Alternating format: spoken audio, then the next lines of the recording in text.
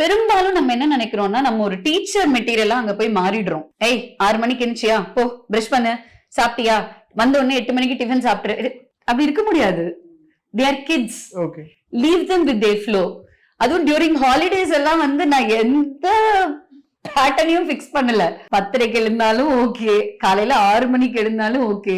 You do whatever you want. அவங்களுக்கு தேவையானதெல்லாம் அமைச்சு கொடுக்கறது மட்டும்தான் என் வேலை. அவங்களுக்கு கிச்சன் எப்பவுமே அவைலபிளா இருக்கும். அவங்க போய் சமைக்கணும்னா சமைக்கலாம். கூட ஒரு ஆள், நானோ அம்மாவோ வீட்டுல இருக்கிறவங்களோ யாரோ ஒருத்தர் இருப்போம்.